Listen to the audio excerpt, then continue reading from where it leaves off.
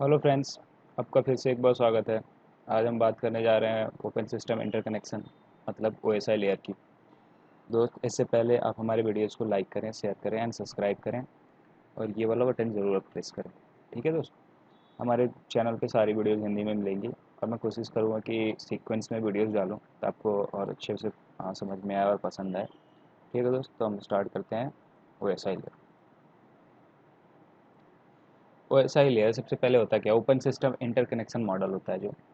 ये जो मॉडल है, ये application can communicate over network. ये यूज करते हैं एप्लीकेशन को आपस में कम्युनिकेट कराने के लिए ओवर ए नेटवर्क। जैसे कुछ डिवाइसेस हैं हमारे, जो लैन में पड़े हैं, कुछ बाहर के डिवाइसेस हैं दूसरे लैन में। तो उन दोनों को कम्युनिकेट कराने के लिए हम जैसे ओएसआई लेयर की ज़रूरत पड़ती है, ओपन सिस्टम इंटरकनेक्शन, एक डिवाइस को दूसरे डिवाइस से कम्युनिकेट कराने की। ठीक है, जैसे मेरे पास एक राउटर है और दूसरा राउटर, इन दोनों के बीच में कम्युनिकेशन कराना है तो इसके लिए हमें ओएसआई लेयर की ज़रूरत पड़ती है। अब ये अपलाइन पढ़े क्या कह रहा है कि whenever we connect two और more computers to share information we need to create a data network. वही बात है कि अगर हमें दो से ज़्यादा कंप्यूटर के बीच में अगर कोई डेटा शेयर करना है तो हमें ओ एस आई लेयर की ज़रूरत पड़ेगी। This data network use several protocols during the data exchange process. O S I layer model explain this process and use protocol in simple way by dividing its in 7 layer. ये कहता है कि वैसा ही layer को जो है सो 7 layer में divide किया गया है। ठीक है दोस्त, तो मैं 7 लेयर के बारे में बताऊंगा आपको आगे। पहले देखते हैं कि वाई इट वाज डेवलप, क्यों हमें वैसा ही लेयर की ज़रूरत पड़ी। ठीक है दोस्त, अब क्या हुआ, 1980 के पहले की जो जितने सारे डिवाइसेस आते थे, तो जो कंपनी उन्हें बनाती थी उस डिवाइसेस को, उन्हीं वही कंपनी जो अपना प्रोटोकॉल डेवलप करती थी। और उनमें क्या पंगा होता था कि अगर मेरा आईबीएम का डिवाइस है तो केवल आईबीएम से ही कम्युनिकेट करेगा उस टाइम में। अब ऐसे पंगा हो जाता था, जैसे मेरा आईबीएम का डिवाइस है, किसी का एचपी का डिवाइस है, तो वो एक दूसरे से कम्युनिकेट नहीं कर पाते थे। अब आईबीएम करेगा तो आईबीएम से ही कम्युनिकेट करेगा।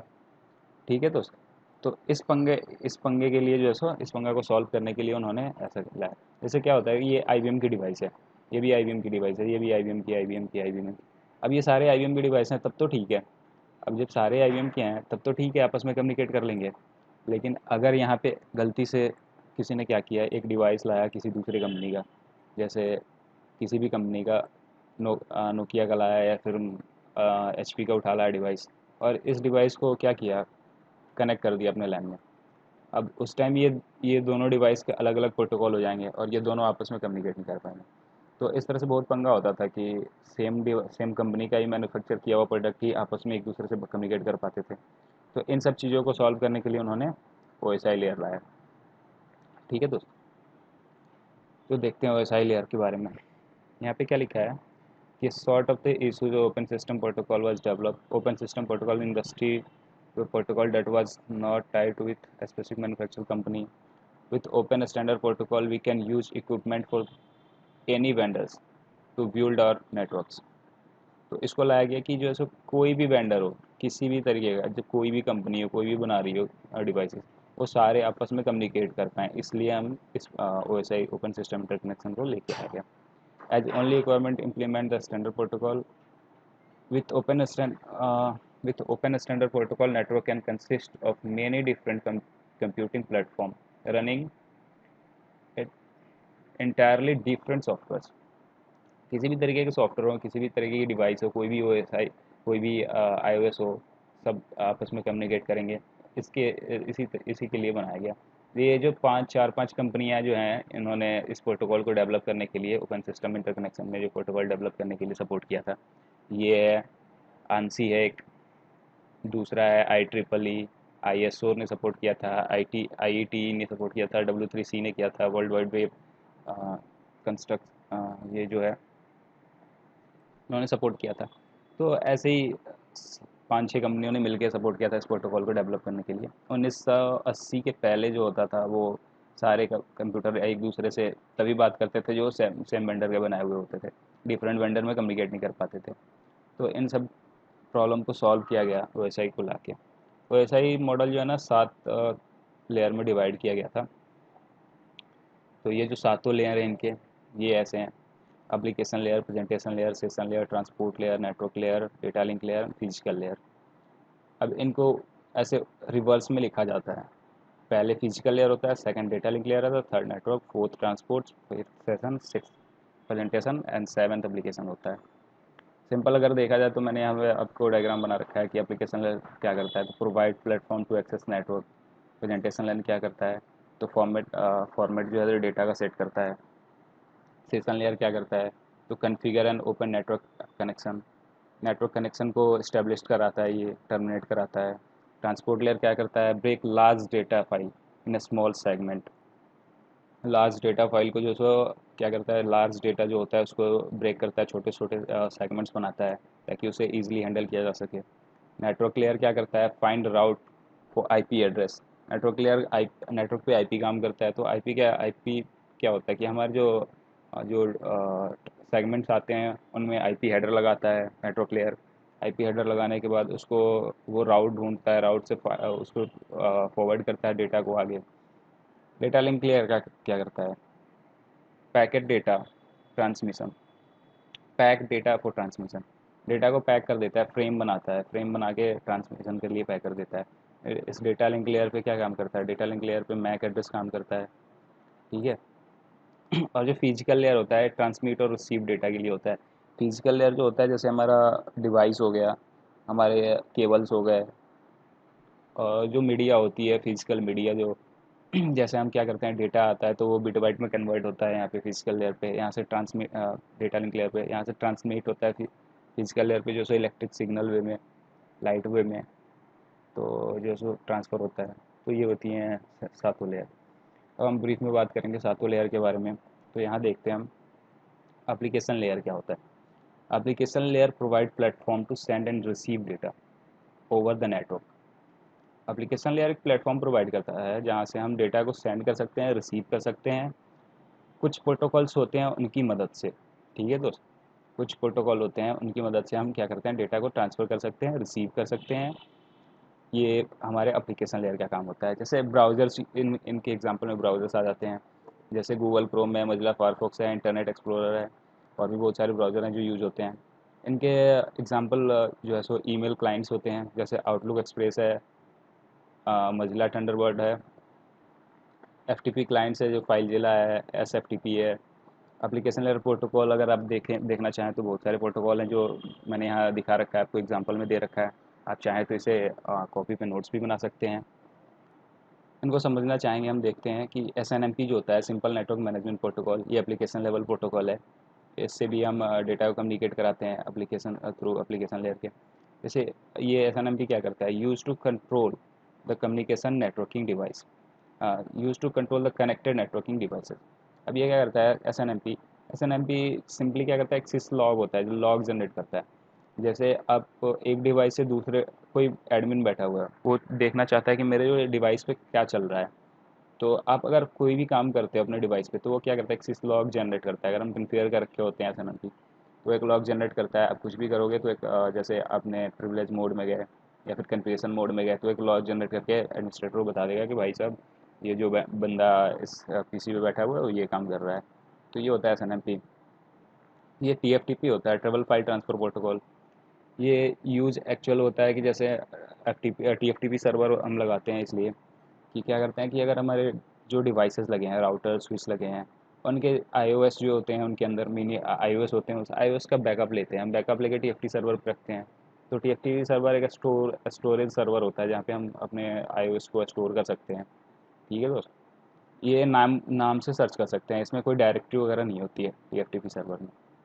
एफटीपी सर्वर डायरेक्टरी बेस होता है ना, इसलिए टीएफटी सर्वर डायरेक्टरी बेस नहीं होता। एफटीपी सर्वर क्या करते हैं, कोई भी डेटा अपने फाइल ईमेल्स वगैरह सारे स्टोर कर सकते हैं हम एफटीपी सर्वर पे। लेकिन टीएफटीपी सर्वर पे क्या करते हैं, नाम वाइज छोटा फाइल स्टोर कर सकते हैं। जैसे आईओएस हो गया, आईओएस डाल सकते हैं, कोई डायरेक्टरी की जिसमें ज़रूरत ना पड़ता हो, ऐसे होता है। बेसिक बता रहा हूँ सिंपल इसके बारे में। अगर आपको डीप पढ़ना है तो मेरा अगले वीडियो आएगा एफटीपी और टीएफटीपी के बारे में, तो आप वो वीडियो देख लेना। ये होता है DNS server, domain naming system या डोमेन नेमिंग सर्वर। ये use to translate the name with IP address and vice versa. ये क्या करता है कि जो हम क्या करते हैं, हम नाम डालते हैं अपने ब्राउज़र में, ब्राउज़र ओपन करते हैं और उसमें नाम सर्च करते हैं, जैसे गूगल, गूगल लिख के हम एंटर दबाते हैं तो क्या करता है, गूगल कैसे खोल लेता है, वो क्या करता है कि वो पहले डीएनएस सर्वर के पास जाता है और वो जो नाम होता है ना उस नाम को कन्वर्ट कराता है डीएनएस सर्वर से आईपी एड्रेस में। और आईपी एड्रेस में कन्वर्ट कराने के बाद वो जो है सो हमारे रिक्वेस्ट को आगे फॉरवर्ड करता है। तो ये होता है डीएनएस सर्वर। ये भी एप्लीकेशन लेयर प्रोटोकॉल है। DHCP server IP address provide कराता है, डायनेमिक होस्ट कन्फिगरेशन प्रोटोकॉल। डोरा प्रोसेस यूज होता है इसमें, ये जो आईपी एड्रेस प्रोवाइड कराता है हमें। हम क्या करते हैं कि मैनुअली तो आईपी डाल ही सकते हैं, हम क्या करते हैं डीएचसीपी सर्वर से भी आईपी ले लेते हैं। जैसे ज़्यादा पीसी हैं या फिर हमें डीएचसीपी सर्वर की ज़रूरत है तो हम क्या करते हैं डीएचसीपी सर्वर कन्फिगर और डीएचसीपी सर्वर से हम आईपी ले लेते हैं। तो ये डीएचसीपी सर्वर का काम होता है। टेलनेट हम यूज़ करते हैं रिमोटली डिवाइस को एक्सेस लेने के लिए। अब हम यहाँ बैठे हैं और हमारी एक डिवाइस चल रही है दिल्ली में, मैं गुड़गांव में बैठा हूँ, हमारी डिवाइस दिल्ली में चल रही है। तो हम क्या करते हैं कि उस डिवाइस को, दिल्ली की डिवाइस को एक्सेस लेने के लिए मैं क्या करता हूँ उसके आईपी का यूज़ करता हूँ, और आईपी का यूज़ करके अगर उस डिवाइस पर टेलनेट कन्फिगर हो तो मैं आईपी का यूज़ करूँगा और टेलनेट के थ्रू मैं रिमोट एक्सेस ले लूँगा उस डिवाइस का, और यहाँ बैठे उस डिवाइस का कन्फिगरेशन कर दूँगा। तो ये होता है टेलनेट। ये भी एप्लीकेशन लेयर प्रोफाइल है, प्रोटोकॉल है। ये होता है S T T P, hypertext transfer protocol. Hypertext transfer protocol से ब्राउज़र में हम यूज करते हैं हाइपरटेक्स्ट ट्रांसफर प्रोटोकॉल को यूआरएल की तरह। अब हम कोई भी लिंक पेस्ट करते हैं तो H T T P S वहाँ पर काम करता है। एस काम करता है, मतलब एस टी टी पी तो नॉर्मल आप H T T P S देखते होंगे क्योंकि सिक्योर होता है, वो एस लगाते हैं सिक्योर के लिए, तो ज़्यादा सिक्योर होता है एच टी टी पी से। और एफ टी पी के बारे में तो मैंने बता ही दिया कि इसमें डायरेक्टरी बेस होती है, आप इसमें फाइल ईमेल्स जितने भी अपने डॉक्यूमेंट्स होते हैं वो स्टोर कर सकते हैं आप। ऐसा ना, एस एम टी पी क्या होता है, सिंपल मेल ट्रांसफर प्रोटोकॉल। ये भी एप्लीकेशन लेयर होता है। यूज़ टू सेंड मेल्स, ये मेल सेंड करने के, जब हम आउटलुक वगैरह यूज करते हैं तो आउटलुक कन्फिगर करते हैं तो एस एम टी पी हम कन्फिगर करते हैं। S M T P use करते हैं मेल सेंड करने के लिए। पॉप थ्री होता है, ये मेल रिसीव करने के लिए यूज़ होता है, पॉप टू और पॉप थ्री। तो ऐसे हम ये दोनों को यूज़ कर सकते हैं ईमेल के लिए। एनटीपी सर्वर होता है 9, जो टाइम होता है टाइम को सिंक्रोनाइज़ करने के लिए, ताकि हमारे डिवाइस जितने भी लैन में डिवाइस हैं सारे का टाइम सेम हो, टाइम गलत ना हो। टाइम गलत होगा तो ऑथेंटिकेशन मिसमैच हो जाएगा, आपका वीपीएन बना रखे हो तो उसमें प्रॉब्लम आ जाएगी। तो इसलिए हम एनटीपी सर्वर का यूज़ करते हैं टाइम सिंक्रोनाइजेशन करने के लिए। तो दोस्त ये होता है एप्लीकेशन लेयर प्रोटोकॉल, ये सारे हैं और ये एप्लीकेशन पे काम करते हैं। ठीक है दोस्त, अब हम आगे बात करते हैं प्रेजेंटेशन लेयर की। तो प्रेजेंटेशन लेयर की अगर बात करें तो प्रेजेंटेशन लेयर क्या करता है। प्रेजेंटेशन लेयर डेटा को हैंडल करता है। Presentation layer prepare the data, it's take care, it's take data from application layer and mark it with format codes. जो एप्लीकेशन लेयर से जो डेटा लेता है उसको वो कोड मार्क करता है, इसका फॉर्मेट मार्क करता है, सच है जैसे जेपीजी हो गया, टेक्स्ट हो गया, एपीआई होगा। ये फॉर्मेट सेट कर देता है कि ये किस फॉर्मेट में यूजर को व्यू कराना है इस डेटा को। This file extension make it easy to realise that, ये वही बता रहा है कि किस तरह के फॉर्मेट सेट करें ताकि यूजर जो है सो उस डेटा को व्यू कर पाए इजीली, रीड कर पाए यूजर उस डेटा को। ये क्या करता है, डेटा का कंप्रेस करता है, डिकम्प्रेस करता है, इनकैप्सुलेट करता है, डी इनकैप्सुलेट करता है। तो ये डेटा का यूज करता है। ठीक है दोस्त, तो मेनली जो प्रेजेंटेशन लेयर में क्या होता है कि ये डेटा को इनकोड करता है। जैसे बिट वाइट में अगर डेटा आता है या फिर डॉक में होता है तो इसको क्या करता है, एक फॉर्मेट तैयार कर देता है इस डेटा का।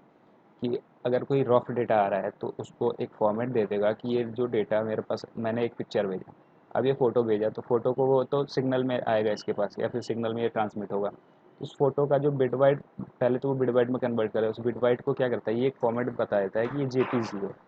ठीक है, जब जब ये दोबारा जिस डिवाइस पे रिसीव हो जाएगा वो क्या करेगा, जब प्रेजेंटेशन लेयर पे आएगा तो वो जेपीजी फॉर्मेट अटैच कर देगा ताकि ये जो मेरा डेटा है वो यूजर को व्यू कर पाए ठीक से। ओके, तो ये होता है प्रेजेंटेशन लेयर। हम बात करते हैं सेशन लेयर की। तो session layer deal with connections. ये क्या करता है, सेशन लेयर कनेक्शन मेंटेन करता है।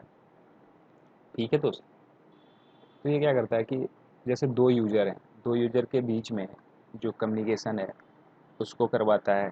ठीक है, उस कम्युनिकेशन को मैनेज करता है। ठीक है दोस्त, it establish manage and terminate the session between two communicating nodes.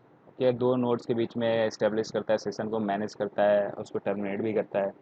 अब क्या होता है कि जैसे अब आप क्रोम यूज कर रहे हो, अब आपने एक फेसबुक खोल रखा है, ठीक है, एक टैब में, और अब दूसरे टैब में फिर गूगल खोलते हो, तो क्या होता है कि दोनों आपस में मिसमैच, आपस में मर्ज थोड़ी हो जाते हैं। गूगल का अलग पेज होता है, फेसबुक का अलग पेज होता है। तो ये वो जो सेशन मेंटेन करते हैं ना, वो सेशन लेयर का काम होता है कि ये पर्टिकुलर टैब का जो डेटा है ये केवल इसी टैब में डिस्प्ले होगा, दूसरे टैब में नहीं जाएगा। जो दूसरे टैब का डेटा है वो सिर्फ दूसरे टैब में ही रहेगा, पहले वाले टैब में नहीं आएगा। तो ये सीक्वेंस नंबर जो पोर्ट नंबर भेजते हैं रैंडम, ये सीक्वेंस नंबर उठा के भेजता है ताकि उसी सीक्वेंस नंबर से बताइए, तो ये सारे काम जो है तो सेशन लेयर के होते हैं। ये सिंक्रोनाइज करता है डेटा को आपस में ताकि गड़बड़ ना हो कुछ। ठीक है दोस्त। Session layer synchronise dialogue between the presentation layer. ठीक है दोस्त। अब two host and manage their data exchange, वही बात है। For example web server they have many users communicating with the server given the time there for the keep track and user communicate with the path important session where वही काम कर रहा है जो मैंने बताया आपको कि दो टैब खोल रखे हैं, गूगल एक में गूगल खोल रखा है, दूसरे में फेसबुक खोल रखा है। तो उनके जो जैसे कई आप बैंक की साइट खोलते हो, अब बैंक की साइट में क्या होता है कि आप लॉगिन करने का टाइमिंग होता है, आप लॉगिन कर रखे हो, टाइम होता है कि 30 सेकंड के बाद ये टाइम एक्सपायर हो जाएगा, उसके बाद आप जो है सो लॉगिन नहीं कर पाओगे, आपको लॉग आउट कर दिया जाएगा। तो वो जो टाइम मेंटेन करता है वो भी सेशन लेयर ही मेंटेन करता है। ठीक है दोस्तों। अब सेशन लेयर से आगे बढ़ते हैं, हम बात करते हैं ट्रांसपोर्ट लेयर की। ट्रांसपोर्ट लेयर को ओएसआई का हार्ट बोलते हैं, ट्रांसपोर्ट लेयर को। ठीक है दोस्त।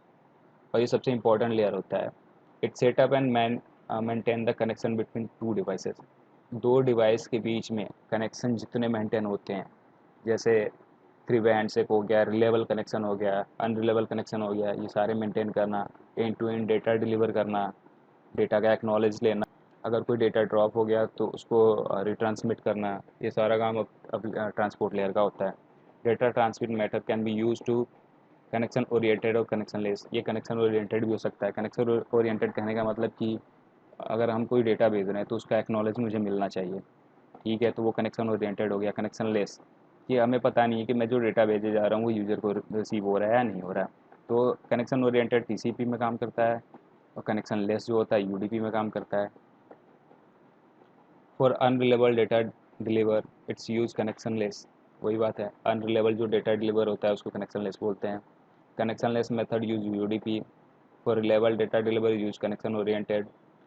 Connection oriented data connection oriented method use TCP protocol. Its layer is responsible for end-to-end message delivery with acknowledge। ये जो एप्लीकेशन ट्रांसपोर्ट लेयर होता है ये क्या करता है कि एंड टू एंड एक नोड से दूसरे नोड तक डेटा को डिलीवर करता है, एकदम श्योर डेटा डिलीवर करता है, साथ में एक्नॉलेज प्रोवाइड करता है। इसकी रिस्पॉन्सिबिलिटी अब ट्रांसपोर्ट लेयर की होती है कि जो मैं डेटा सेंड कर रहा हूँ वो मेरे दूसरे एंड पे वो डेटा रिसीव हो रहा है कि नहीं हो रहा। अगर रिसीव हो रहा है तो मुझे बताओ हाँ रिसीव हो रहा है, नहीं रिसीव हो रहा है तो मुझे बताओ कि नहीं रिसीव हो रहा है, मैं दोबारा सेंड करूँगा। तो ये ट्रांसपोर्ट लेयर का काम होता है। ठीक है दोस्तों। One implemented A reliable connection sequence number and acknowledge. Connection reliable connection maintain करता है, सीक्वेंस मेंटेन करता है। जैसे मैंने 5 पैकेट भेजा, ठीक है, उसमें से एक पैकेट ड्रॉप हो गया, तो वो मेरे को बताएगी कि आपके चार तो पैकेट पहुँचे लेकिन एक पैकेट आपका ड्रॉप हो गया है, तो मुझे उसको उस सेगमेंट को दोबारा सेंड करना पड़ेगा। ठीक है। तो ये होता है reliable. Reliable connection control flow तो रिड्यूस द विंडोइंग और एक्नॉलेजमेंट। कंट्रोल फ्लो, जैसे कंट्रोल फ्लो यूज करता है बफर मेंटेन करने के लिए ताकि मेरा ज़्यादा डेटा फॉरवर्ड डेटा तेज़ फॉरवर्ड ना हो। मेरी स्पीड ज़्यादा फॉरवर्ड करने की, उसकी स्पीड कम है रिसीव करने की। तो ये जो इसमें जो मैं ज़्यादा फॉरवर्ड कर दूंगा डेटा तक और वो कम रिसीव करेगा, तो इससे क्या होगा, मेरा डेटा ज़्यादा बर्बाद हो जाएगा, ड्रॉप होगा। तो इस चीज़ को रोकने के लिए भी कंट्रोल फ्लो यूज़ करते हैं। विंडो साइज़ फिक्स करते हैं हम कि मेरा विंडो साइज़ इतना है, इतना ही डेटा भेजना, इतना भेजोगे तो मैं एक्नॉलेज दूंगा, इतने से पहले नहीं दूंगा। 3000 बाइट का है तो 1500 बाइट का दो बार आप डेटा सेगमेंट भेजो, तीसरी बार जो दो बार सेगमेंट रिसीव हो जाएगा 3000 बाइट तक तो मैं एक्नॉलेज दूंगा। तो ये विंडोइंग होता है। एक्नॉलेजमेंट उसका दूंगा, दो बार रिसीव होने के बाद एक्नॉलेज दूंगा, पहले एक्नॉलेज दूंगा, तो ये एक्नॉलेजमेंट होता है। इन सब चीज़ों के बारे में हम पढ़ेंगे टीसीपी में, control flow, windowing and acknowledgement के बारे में डीप इन्फॉर्मेशन हम आपको मैं दूंगा।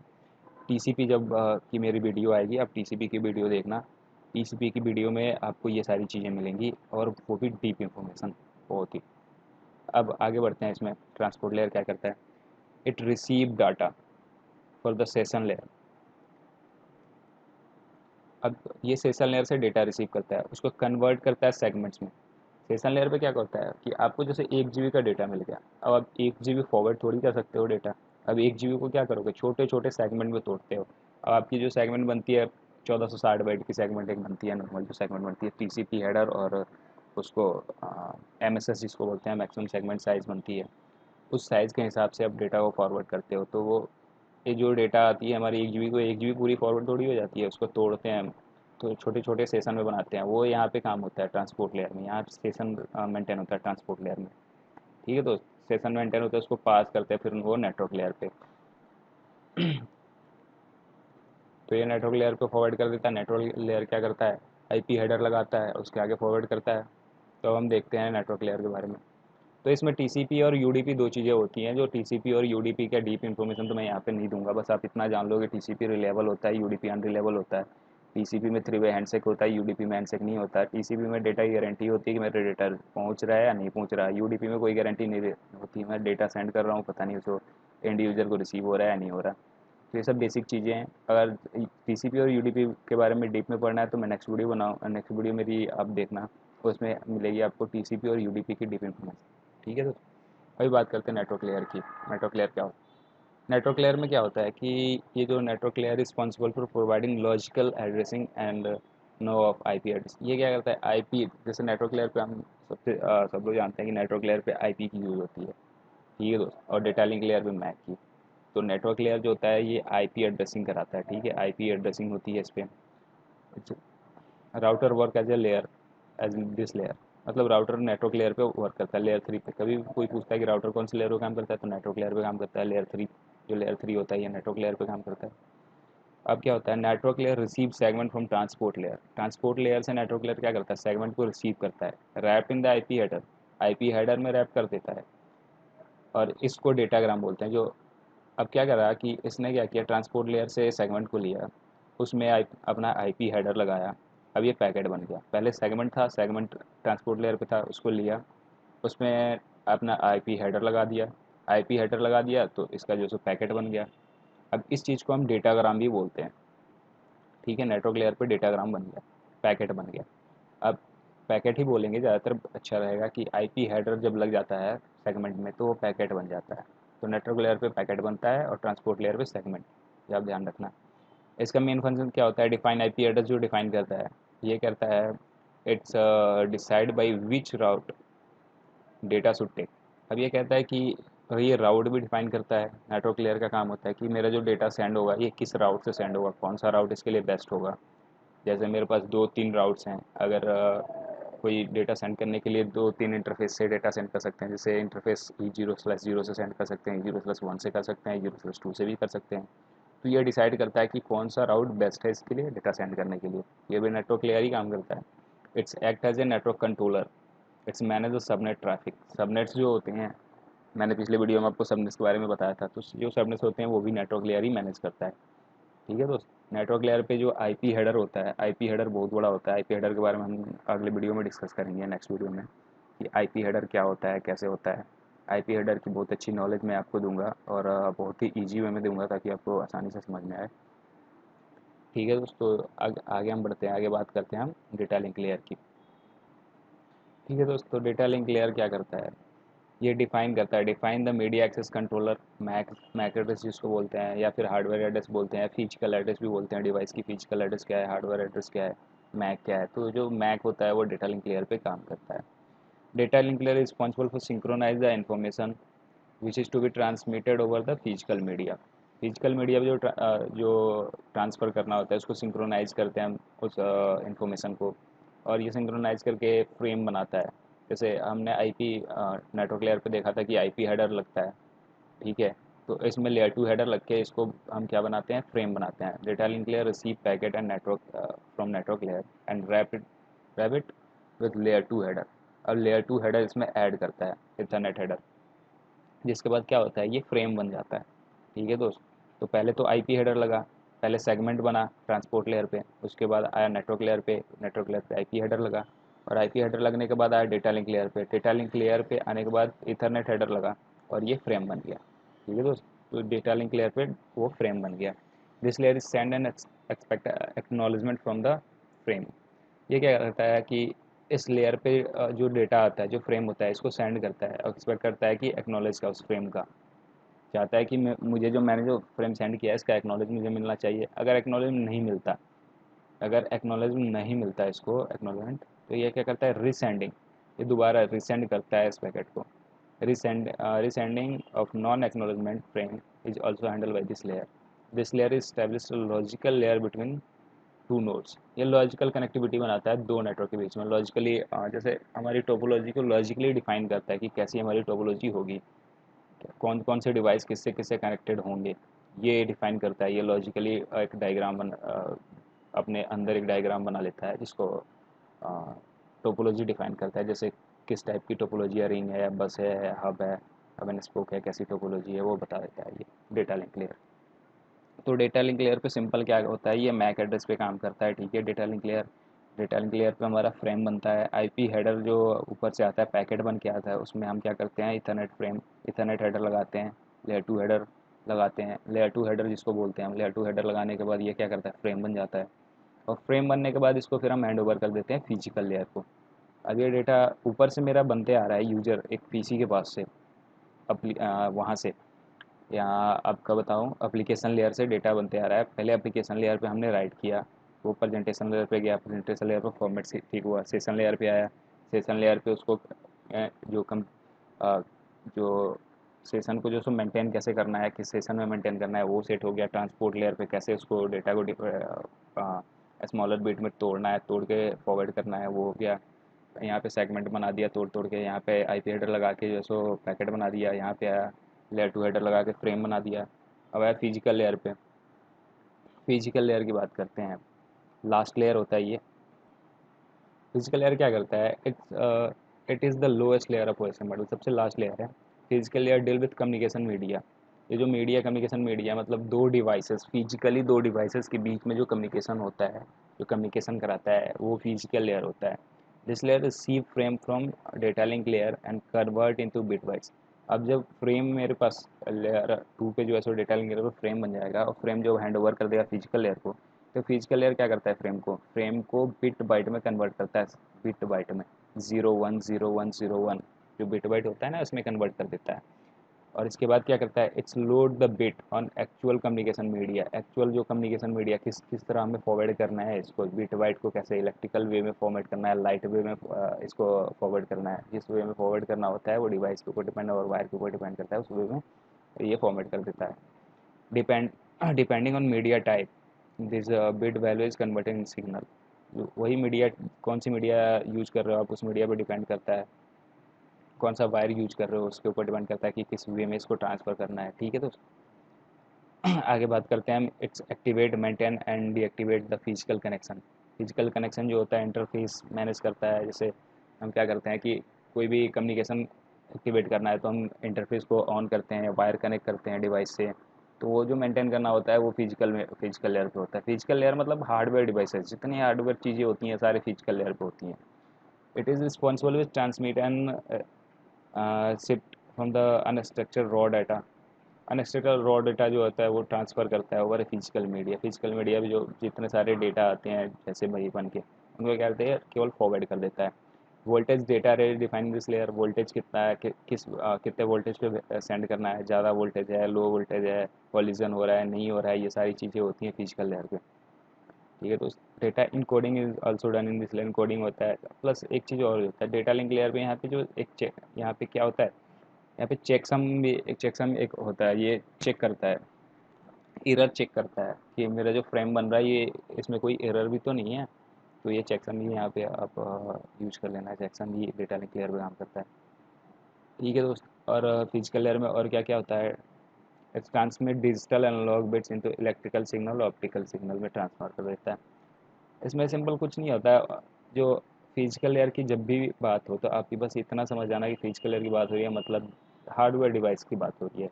या तो वो डिवाइस है, नहीं तो वायर है, नहीं तो प्रिंटर, जो भी चीज़ें होती हैं वो हार्डवेयर हार्डवेयर चीज़ के बारे में बात हो रही है।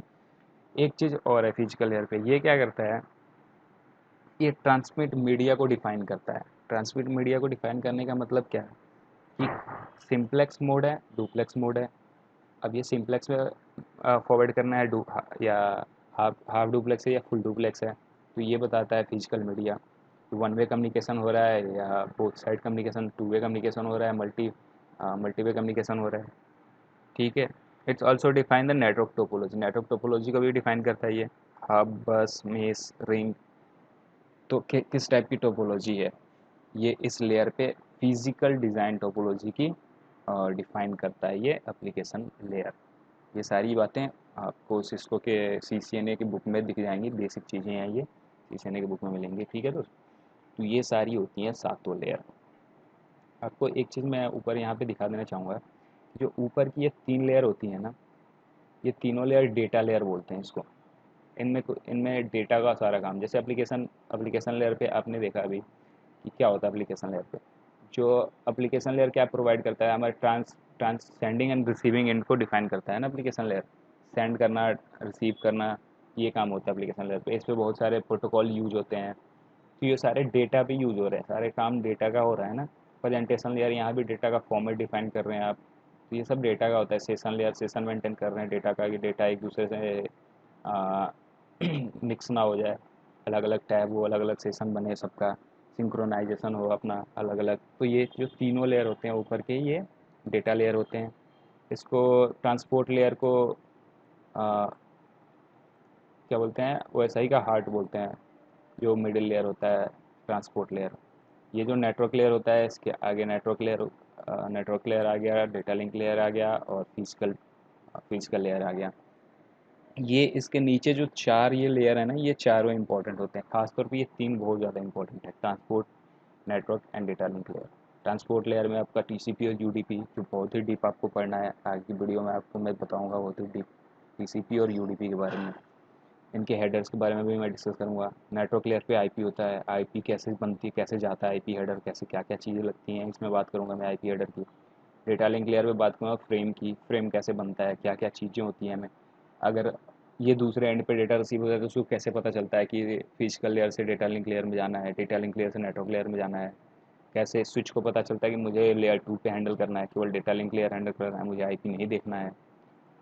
तो ये सारी चीज़ें आगे मैं बताऊंगा आपको नेक्स्ट वीडियो में, ठीक है दोस्त। तो आप एक काम करना दोस्त, प्लीज़ आप जो ये जो मेरा चैनल है, इसको आप लाइक करें, सब्सक्राइब करें और शेयर करें, और ये जो बटन है इसको ज़रूर प्रेस करें। अब प्लीज़ सब्सक्राइब ज़रूर करें, ठीक है दोस्त। आगे मैं जो वीडियो बनाऊंगा वो हिंदी में ही आएगा। नेक्स्ट वीडियो TCP IP की हो सकती है कि नेक्स्ट वीडियो मेरी आए, ठीक है दोस्त। तो आप मेरे इस चैनल को देखते रहना और एक्टिव रहना।